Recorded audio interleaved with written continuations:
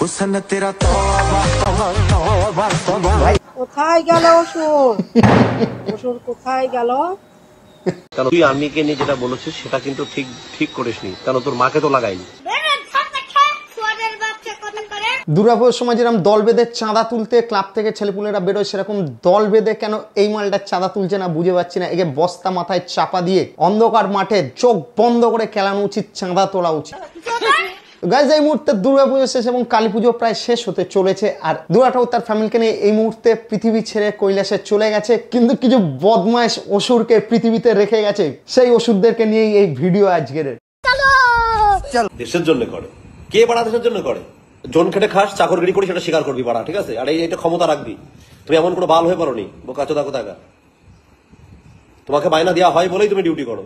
তোমার বোকাচোদা 2 মাস শুনেছি protein powder খেলে, ইনজেকশন নিলে শরীরে বুদ্ধি ভ্রষ্ট হয়, যান্ত্রিক গোলযোগ দেখা যায়, মানে মেশিনে প্রবলেম দেখা যায়। কিন্তু প্রোটিন খাওয়ার পরে কারোর মনের মধ্যে এরকম ঢ্যামনামি বুদ্ধি জাগতে পারে, এটা প্রথমবার দেখলাম। সোশ্যাল মিডিয়া একটা ট্রেন্ড চলছে যেখানে হলো নেগেটিভ কিছু বললেই লোকে সেই ভিডিওতে বেশি করে ভিউজ দিচ্ছে, লোকেরা বেশি আকৃষ্ট হচ্ছে, সেই সব ভিডিওতে এঙ্গেজমেন্ট হয় বেশি। তো এই ছেলেটিও এই প্রসেসটিকে ফলো করেছে। এ দেখছে যে এ পরিষ্কারভাবে ভিডিও বানালে এর ভিডিও কেউ দেখছে না, সেরকম ভিউজ হচ্ছে না। তো এ সমস্ত ভিডিওতে গালাগালি দেওয়া শুরু করে এবং লোকে সেই গালাগালি শুনে তাকেও ওখানে কমেন্টে গালাগালি করছে এবং ভিডিওর এঙ্গেজমেন্ট বাড়ছে। কারণ তুই আর্মিকে নিয়ে যেটা বলেছিস সেটা কিন্তু ঠিক করিসনি, কারণ তোর মাকে তো লাগাইনি। তো এই করতে করতে এই ছেলেটি আমাদের সেনা জওয়ানদেরকে নিয়ে কিছু আজে বাজে কথা বলে ফেলেছে। ব্যাস, যা হতে চেয়েছিল ভাইরাল হয়েছে।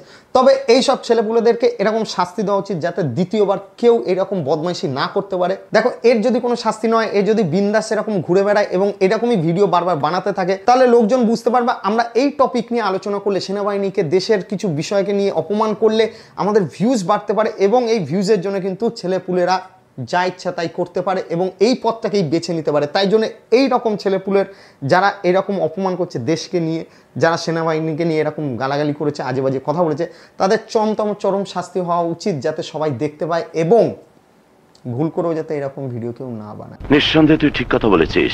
এইসব আলবাল কথা শুনে অনেকেই প্রোটেস্ট করেছে। অনেক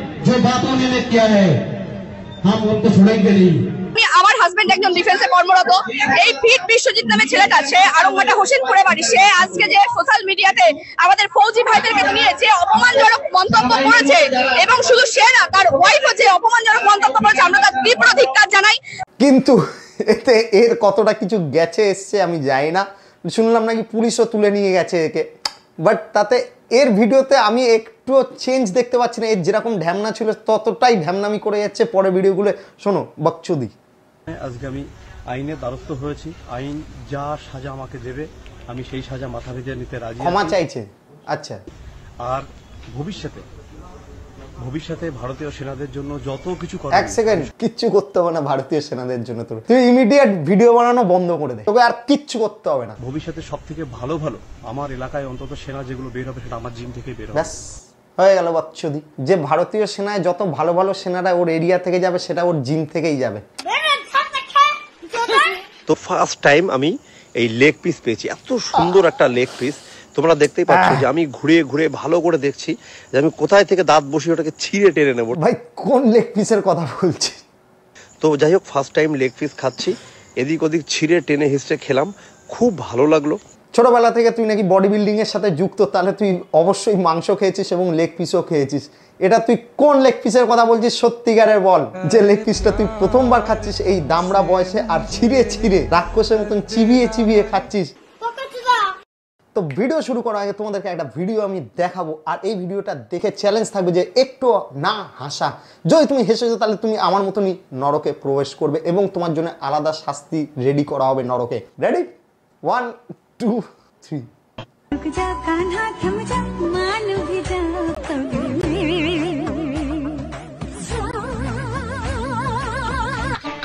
मामा यूं समझ मुझे 2 साल की सजा नहीं, तुझे 2 साल की जिंदगी और मिलेगी। Hey guys, it's me Anirban again and welcome to my channel Stylewala। আর যারা আমার চ্যানেল এখনো নতুন তারা সাবস্ক্রাইব করতে ভুলো না আমার চ্যানেলকে। हुस्न तेरा तौबा तौबा तौबा। ভাই এগুলো আমাদের এখানেই সম্ভব। हुस्न तेरा तौबा तौबा तौबा। हुस्न तेरा तौबा तौबा। আচ্ছা, পিছনেরটা কি দুর্গা?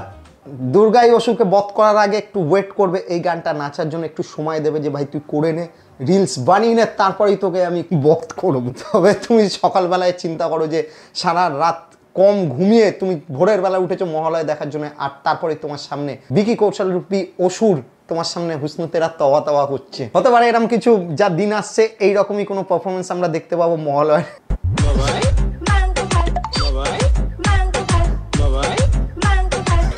কে বানালো ভাই?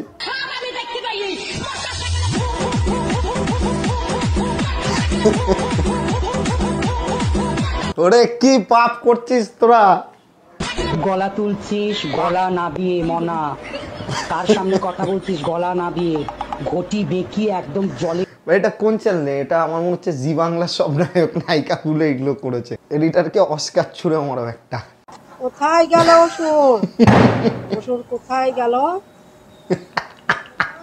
অসুর তোমার পেছনে কলা বাগানে মারা। এইসব শালা পাপের জন্যই কলকাতায় এরকম বৃষ্টি হয়ে ডুবে গেছে, লোকজনের ক্ষতি হয়েছে। আমি অমরত্ব বার পেয়েছি, আমাকে মারতে এসেছি।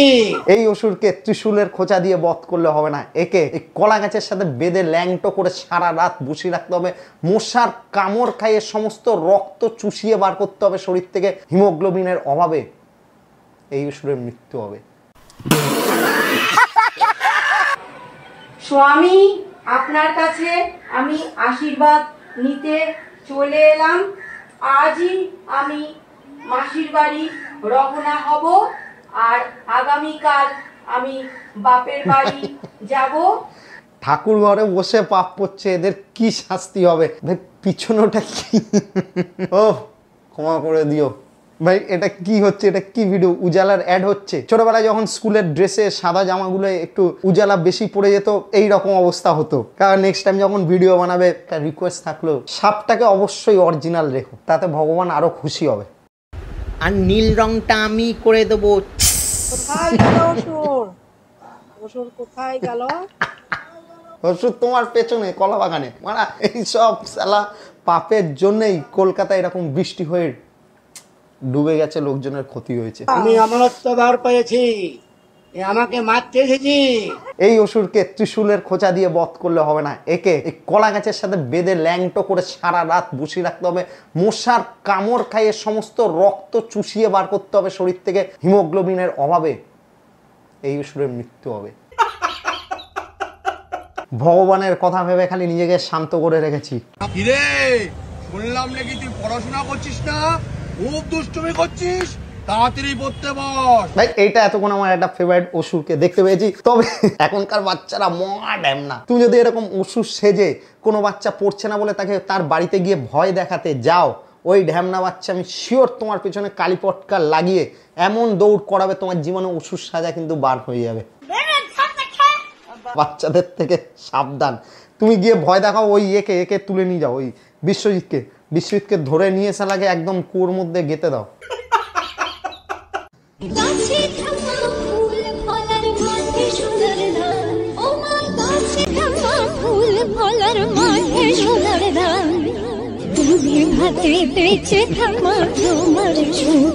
ভাই এই ভিডিওটা একটু অন্যরকম, এটা আমার খুব ভালো লেগেছে। এটা যদি অসুরের মতন কিছু নেই, অসুরের সাথে কোনো লিঙ্ক নেই। এই ভিডিওতে আমার পেঁচাটার অভিনয়টা খুব ভালো লেগেছে। আমি এটা রাজামৌলি এবং আমাদের ঋষভ শেট্টি যারা এই সময় ভালো ভালো মুভি বানাচ্ছে তাদের কাছে অবশ্যই এটা পাঠানো উচিত। ভাই তোমাদের পেঁচা লাগলে এই পেঁচাটা ইউজ করতে পারো, ভিএফএক্স দ্বারা কিচ্ছু করতে হবে না, সেটা অভিনয়।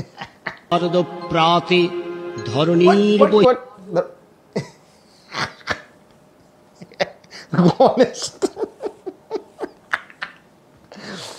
ভাই মুখের মধ্যে গণেশের কি পাইপ ঢুকানো? এটা কি ঢোকানো?